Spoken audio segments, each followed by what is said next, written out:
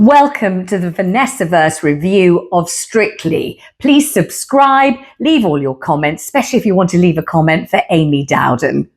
This is such a terribly sad Strictly development, and so personally sad for lovely and beautiful Amy Dowden. My gosh, Amy has had such a difficult time, diagnosed with cancer on her honeymoon. She is, everybody says, a beautiful personality, sunny and lively and lovely, and she's been so brave and inspirational through her battle with cancer. And the joy and the euphoria at being back on Strictly, partnered with the wonderful JB Gill from JLS, was just writ large all over her face. She was absolutely alight and radiant with joy and happiness to be back there in her happy place among her colleagues and friends. And I think the Strictly audience were thrilled to see Amy back and on such wonderful form.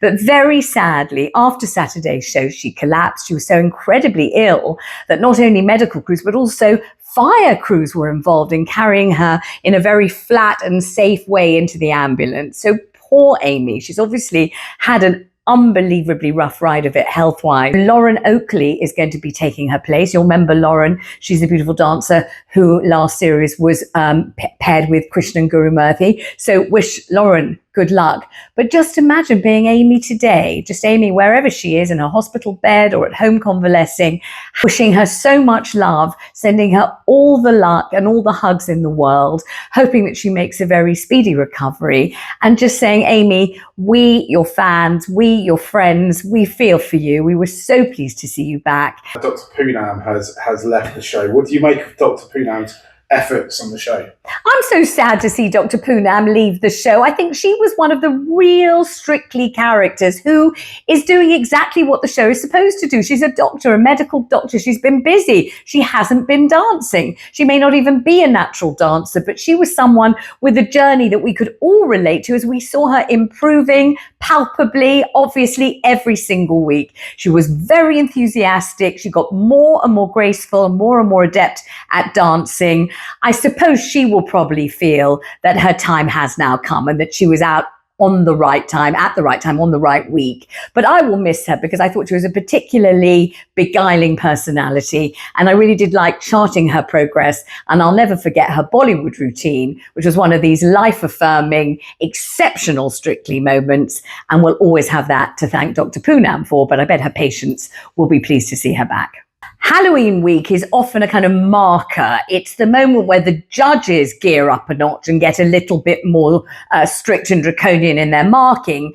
It's the moment where you realize that the wheat is really going to be separated from the chaff. Halloween week marks a certain turning point in Strictly, and then you get, of course, the incredible progression to Blackpool, or in some cases not to Blackpool. So it's all getting more and more serious with every week that goes by. Obviously, I said from the start, head over heels for Pete Wicks, but now, my God, that boy can dance. He can dance. He is just absolutely magnificent as the Joker at Halloween. He was so light on his feet, his carriage and posture, positioning and lining, magnificent. I mean, he really, doesn't matter if you fancy him or not, certainly couldn't fancy him dressed as the Joker. It wasn't about that, thinking, oh, core, isn't he gorgeous? But just thinking, wow, his dancing, amazing. Sarah Hadland and Vito and their Argentine tango, that was sublime. Now, Sarah Hadland has been a gifted and ethereal, very beautiful dancer since day one. But my God, she seemed to have sort of ascended to a kind of dancing stratosphere where it almost looked as if she could take flight. She's so light on her feet. She's so dainty. She's so fragile. She's so beautiful to watch. She almost looks like a little beam of light moving around, almost not flesh and blood. She's really remarkable. And that tango was the most fluid, sensual, beautiful experience. I would be pretty devastated if she didn't get all the way to the final. She certainly deserves to. And wouldn't it be wonderful if a woman of her vintage won Strictly? Just putting it out there. Chris McCausland has said outright he doesn't want to be on Strictly as the token blind contestant. He wants to be on Strictly as the best dancer in the entire ballroom. And you know, he could do it because he has dancing talent. They keep talking about his musicality, his rhythm. And when you're watching him, you certainly don't think, oh my goodness, this is the guy who is blind. You think, oh my God, that guy's a phenomenal dancer, which is exactly what he wants us to think. You can't help being wafted away by the sheer power of his dancing. He really is a talented dancer. So at this point, when there's everything to play for, he's saying, you know, I put my cards on the table. I want to win this. I'm in it to win it. I'm not in it to say, can I dance, although I can't see? I'm in it to say, can I dance everyone else off the floor? And lots of us are rooting for Chris. He could do it. Will he do it, though? Wynne and Katya, fourth from bottom on the leaderboard. Obviously, there's been controversy dogging their pairing during this series of Strictly.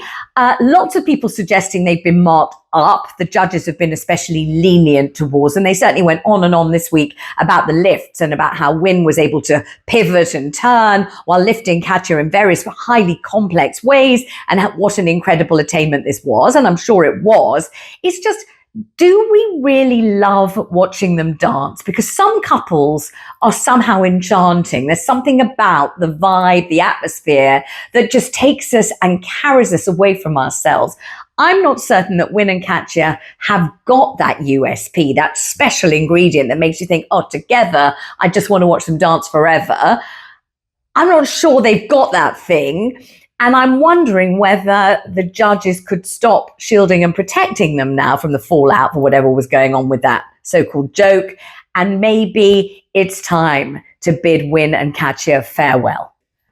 And Jamie Borthwick, who knew? It's really very sweet because he seems just as shocked as everyone else. Every time the microphone goes near him, he's like, I just can't believe it. I don't understand. How can this be going on? How can I be doing this? And it was very sweet when his sisters were on the show and they were like, Jamie, we can't really believe this. This is absolutely amazing. I can't imagine how wonderful it must be to discover in front of about 14 million people that genuinely you have this hidden genius for dance that you never dreamed in 10 billion years you'd ever have. This guy is an actor, I know, but I don't think he is acting this amazed. I think he is amazed. And actually, there's something very enchanting about seeing somebody kind of thinking about themselves. Hang on, what did I just do? Oh my God. Top of the leaderboard, joint top with Sarah Hadland, Jamie Borthwick and the lovely Michelle.